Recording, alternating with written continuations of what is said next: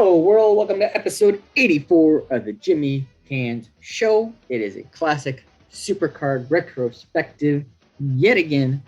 Let's get into Survivor Series 89. All right.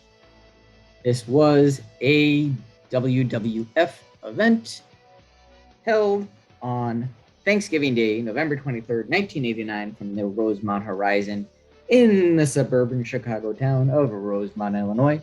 Attendance was 15,294. It was broadcast live on pay-per-view and later released on home video, courtesy of Turner Home Entertainment.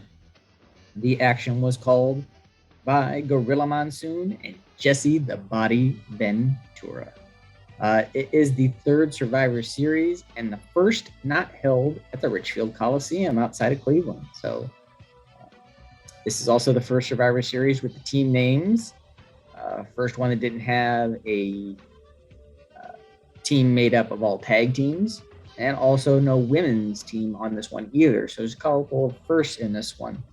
And this is kind of the format we get for a long time with Survivor Series. But I digress. Another change here to the format was the teams were now teams of 4, not teams of 5.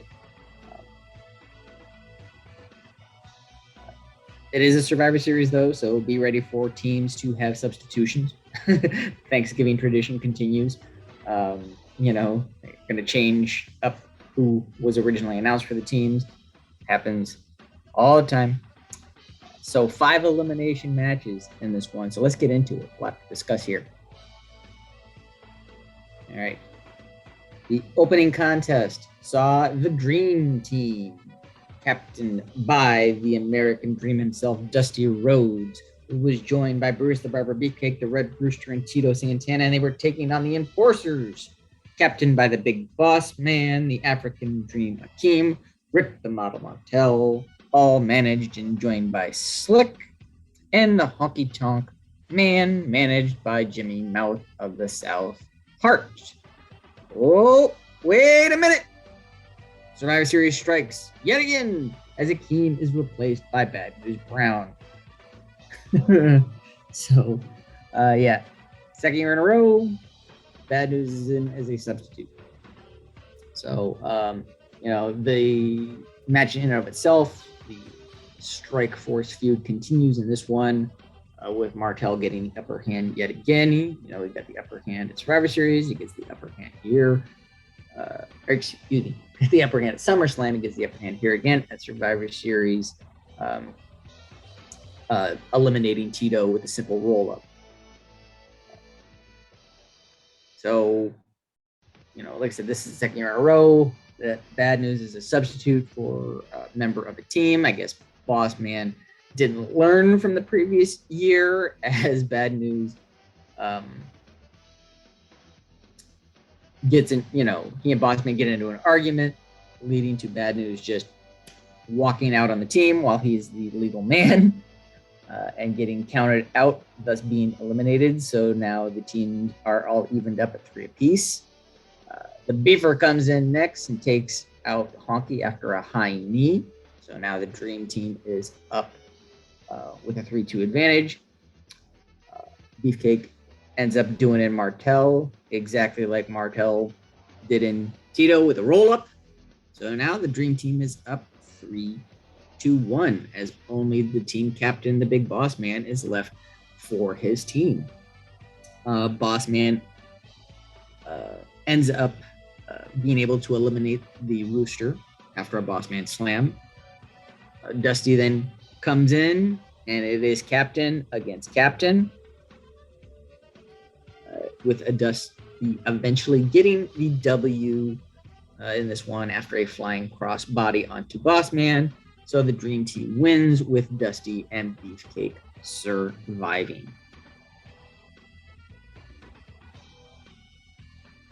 Next up, our second elimination match of the evening, the 4x4s, captained by Hacksaw Jim Duggan, and he is joined by Bret the Hitman Hart, the Mighty Hercules, and Rugged Ronnie Garvin.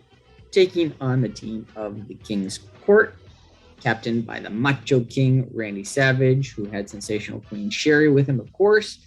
He is joined by the Widowmaker, Canadian Strongman, Dino Bravo, and Greg the Hammer Valentine. But wait! Yes, indeed. Survivor Series, yet again, as the Widowmaker quit the WWF and went back to Turnerland, so he was replaced by the Canadian Earthquake. So, Bravo, Quake, and Valentine are all managed and joined at ringside by the mouth of the South himself, Jimmy Hart. So, just like the first match, the heel team get an early advantage. Quake takes out Herc after the Earthquake Splash. So Hercules is out. So we're 4-3. Duggan's in next, even things up. Takes out Valentine using his patented charging 3-point stance clothesline. Bravo and Garvin brawl for a while until Dino eventually ends up hitting the side slam on Garvin to eliminate him. Savage into the match soon after with Hart, and he eliminates the Hitman after his patented flying elbow. So now Duggan is all alone. Second match in a row where one team is just down to its team captain. Duggan at a 3-1 disadvantage here. And typical Duggan comes in like a house of fire, has things going his way until he's distracted by Sherry. Typical Duggan. Rather than continue his presses advantage, he decides to go outside the ring and chase Sherry around. And guess what happens? In doing so, he ends up getting himself counted out. So the Kingport wins with Savage, Bravo, and Earthquake all surviving. Post-match, Duggan does his Duggan thing, gets his 2x4, and attacks the winners. Great babyface move there, Hacksaw. Oh! You gotta love it. Anyway, let's get on to the next one here.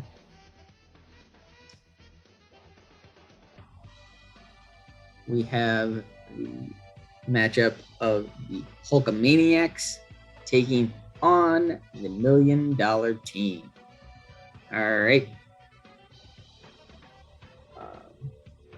Hulkamaniacs, team captain, WWF champion, Hulk Hogan, joined by Jake the Snake Roberts, and the WWF World Tag Team Champions, Axe and Smash Demolition. Demolition having just regained the titles from the Brainbusters on a Superstar broadcast earlier that month. The $1 Million Team, team captain, the $1 Million Man, Ted DiBiase, who has Virgil in his corner naturally, joined by the Human Wrecking Machine, Zeus, and Warlord and Barbarian, the Powers of Pain, with Mr. Fuji. So this is kind of off teams in the way it was paired up. It's just odd in the way that they normally set these things up. Normally, the team captains were feuding, and then the members on their team were feuding. So, you could draw a direct line, obviously Dusty to Boss Man. That's where the feud was. In the previous, ones, the 4x4s in the Kingsport, Duggan and Savage were still feuding. There was a 1-on-1. Hogan's not feuding with DiBiase here. DiBiase's feuding with Jake. All right. Hogan and Zeus still have beef. The whole no holds barred thing's still going on here. As who's the real star of the movie. One of the worst story arcs ever, in my opinion. But, they were trying anything and everything to get that movie over. But I digress. And then, Demolition and the Powers of Pain, they hadn't really been feuding since Mania 5. They feuded at Mania 5. It looked like it was done. And then Demolition was off to the next thing. They dropped the titles to the Busters. And to get them back from the Busters, and now we're back to this. So just this particular pairing was just kind of weird. Things just didn't line up right. But anyway, let's get into the match itself. Zeus, the actor, non-trained wrestler, is not surprisingly the first one out in this one. Just over 3 minutes into the match, he's ended up being DQ'd for shoving the official. So, still making him look strong to round this thing out with Hogan down the road, but getting him out of the ring before he embarrasses himself. Axe goes out next after he's distracted by Fuji and pinned by Warlord. And now we're evened up at 3 apiece. Smashes in next for the Hulkamaniacs, but ends up being eliminated by Barbarian after a flying clothesline. So now the $1 Million team is up 3-2. Warlord and Barbarian both get in the ring and just start beating down Hogan. So much so, not listening to the official, and end up getting both of themselves disqualified for, double teaming Hogan too long. So what was now a 3-2 advantage for the heels now turns into a 2-1 advantage for the baby faces, as Ted's left all alone against Hogan and Roberts. You got Roberts and DiBiase going at it. Like I said, they were the ones feuding here. Virgil ends up distracting Jake, allowing DiBiase to get a sneaky pin on the Snake, using the ropes for leverage. So we're down now to Captain versus Captain. 1-on-1, Hogan and DiBiase. Have 3 guesses how this one goes, brother. You guessed it. I mean, a Hulk up, a leg drop, and a 1-2-3. Winner and sole survivor, Hulk Hogan, brother. So it's the 80s. What do you expect? Next up, Rowdies against the Rude Brood. All right, team captain, Roddy Piper, joined by Jimmy Superfly Snuka, cousin Luke, the Bushwhackers, with the Rude Brood, Ravishing Rick Rude, Mr. Perfect, and the fabulous Rougeau brothers, Jacques and Raymond Rougeau. Rougeau is managed by the Mountain South Jimmy Hart. Perfect still being seconded by the genius at this point in his career, not yet part of the Heenan family. Rude, part of the Heenan family, but Heenan not at ringside. What's going on here? It's explained in a little bit. We'll get into it. Anyway, this one gets going. Snuka takes out Jacques first, courtesy of a Superfly splash. Piper comes in with Ramon a little bit later. Pile driver from Piper onto Ramon later. 3 count. And Rowdies are up 4-2. Enter the Perfect one. Mr. Perfect comes in, still being pushed as, having this undefeated streak at this point. And he eliminates Butch with a roll-up. Rude was in shortly after against Luke, and a Rude Awakening later. 1, 2, 3. We're even at 2 apiece. All right, so you've got Rude and Perfect, Piper and Snuka. Rude and Piper then brawled on the outside, leading to both men being counted out. So now you're down to Snuka and Perfect. Again, like I said, Perfect still being pushed is, the Perfect one with the perfect record, yada, yada, yada. So no shock how this goes. Perfect flex later. 1, 2, 3. Your winner and sole survivor for the Rude Brood, Mr. Perfect.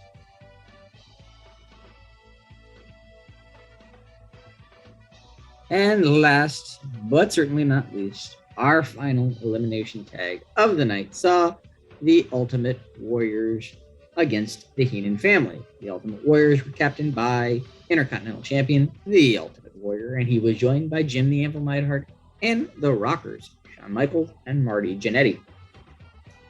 The Heenan family consisted of team captain, the 8th wonder of the world himself, Andre the Giant, and he was joined by his soon-to-be Colossal Connection partner, Haku, and the Brainbusters, Arn Anderson and Tully Blanchard. Wait, nope, You guessed it, Survivor Series strikes again, as Blanchard was actually fired just 24 hours prior to this event for failing a drug test. So he was replaced by none other than Bobby the Brain Heenan himself, which explains why Heenan wasn't out there with Rude. He was getting ready for his match. So there you have that explanation. Chaos early in this one. The Ultimate Warriors come out.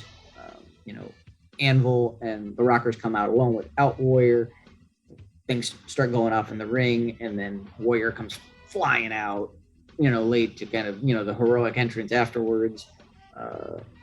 Why they all didn't come out together, I don't know, but I guess dramatic effect.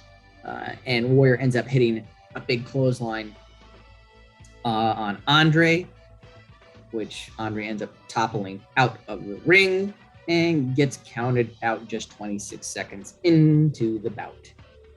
So Warriors are up 4-3 early, and it's clear to see just how bad of shape Andre was in at this point in his life. Just the way that they're booking him and what they're having him do, really trying to protect him and what they're doing. So it's just kind of sad to see, because we all know how good Andre was in his prime, but we are well past those days. Anyway, Haku ends up evening things up, eliminating Anvil after a thrust kick. Arn and Haku double teamed Jannetty, and then tagged in Heenan, who got the easy pin. So the family is now up 3-2. Michaels ends up catching Haku with a cross body for a 3 to even things up to all. Arn shows some visible signs of frustration with Heenan at this point in the match, but still ends up hitting his trademark spine buster on Sean for the 3 to put Heenan family up 2-1, leaving Warrior all by himself.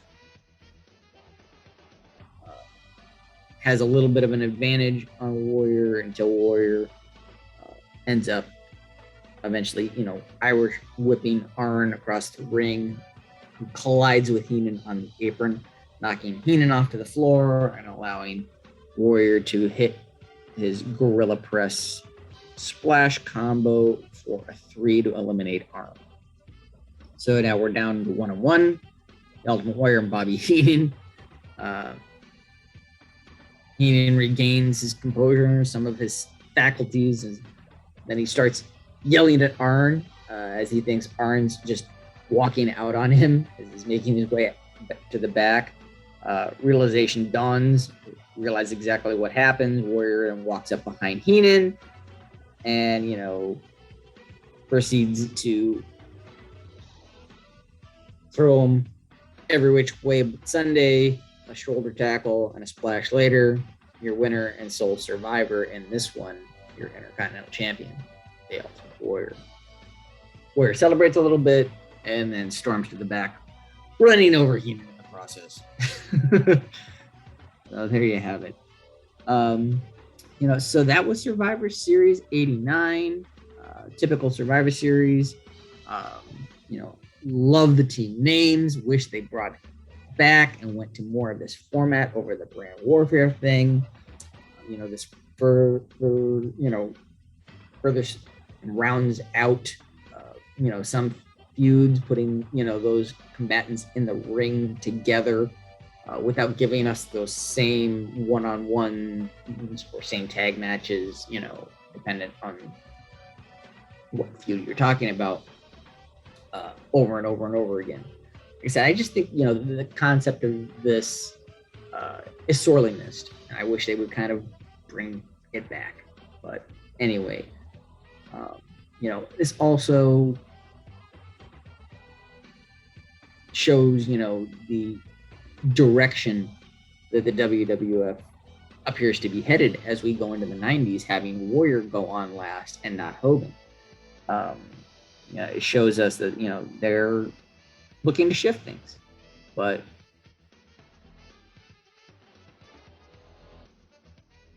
it does have its typical Survivor Series issues, though, with so many substitutions from what was originally announced. 3 out of the 5 heel teams all had changes to their lineup from what they originally said, and I don't believe, and none of them were due to injury. One guy got fired, one guy quit. Joaquin was replaced by Bad News. I'm not 100% sure on that one, but is what it is. But all in all, still a really good show. Like I said, it's got its quirks and everything like that, but I love the team name. I love the elimination match format exclusively. Like I said, it puts combatants in the ring without giving us the same rinse and repeat that we seem to get nowadays. So on a 10-belt scale, I will give the 1989 Survivor Series a very, very solid 8 out of 10 belts. So that was, Survivor Series 89, the final full pay-per-view for the WWF of the 1980s. The only other thing we get from them prior to the calendar flipping to 1990 is the infamous No Holds Barred, the movie The Match pay-per-view special they did, where they're just trying to get anybody to watch that movie and then have the one-off tag team cage match between Hogan and Beefcake against Savage and Zeus again, this time in a cage. But that's why I said this is the last full pay-per-view for the 1980s. So we're about to get into the 90s here with WWF when we next discuss WWF. But actually, the next classic retrospective will cover the final WCW promoted pay-per-view of the 1980s, Starrcade 89, Future Shock. So there you have it. Wherever you are, I hope you're doing well. Give the channel a like, a share, subscribe. Take care of one another, and I will see you all when I see you.